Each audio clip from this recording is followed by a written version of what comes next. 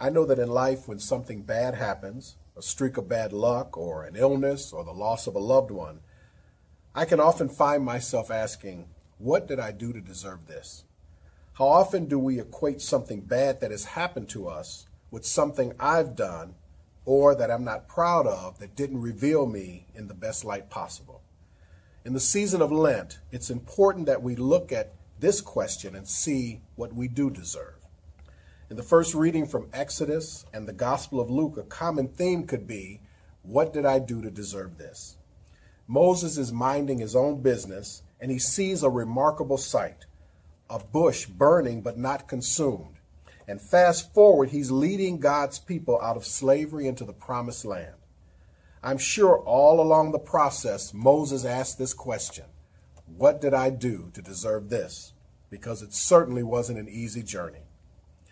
The Gospel from Luke recalls the tragedies of the Galatians killed by Pilate, or those in Siloam who lost their lives when a tower fell on them.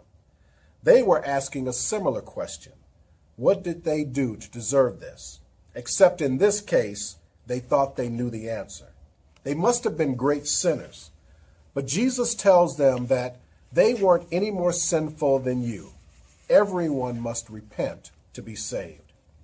Then he tells them the parable about the fig tree that wouldn't bear fruit, and the owner wanted to pull it up, but the gardener convinced him to give it more time so that he could cultivate the ground around it and fertilize it so that it might bear fruit.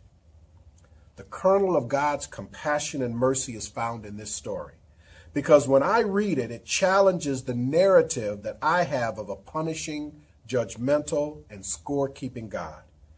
We know that bad things happen to both good and bad people. But as people of faith, we are to be prepared by living the best life possible. But even more than that, we believe that no matter what happens in life through illness or during misfortune or grief, God walks with us. So even though Moses didn't think himself worthy, didn't think he had the gifts or the talents to go up against Pharaoh and speak in the name of God, God promised to be with him and allow Moses to be a conduit of God's power. So he worked out his plan of liberation and freedom for the Hebrew people through Moses. So while Moses might have been asking himself, what did I do to deserve this? God was continually telling him, don't be afraid. I'm with you. God proved it when he sent the plagues upon the Egyptians. God proved it when he allowed them to cross over the Red Sea on dry land. God proved it when he fed them in the desert and gave them water from the rock. Over and over again, God proved his love for the Hebrew people. Luke is also sharing the story of Jesus, who assures the people of his times that God is not a self-centered little deity, intent on punishing others for the least little infraction or deviation of the law. Instead, Jesus shares the parable of the fig tree owner who listens to the gardener offering a plan to help the fig tree live and create better circumstances for it to bear fruit. Maybe this is the time they should have asked the question, what did we do to deserve this? How are we in relationship with a God who loves us so much that he will offer us more grace, more forgiveness, more compassion, more time, so that we have the opportunity to grow into the people we are called to be? That same God is also with us.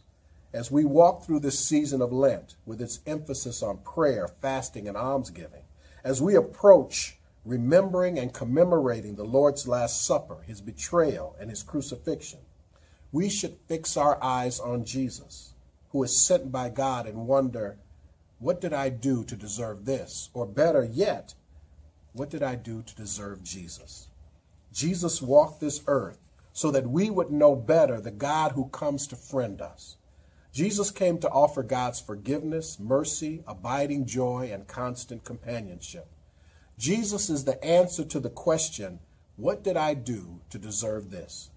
The answer is, there's nothing we can do to deserve God's forgiveness, mercy, abiding joy, and constant companionship.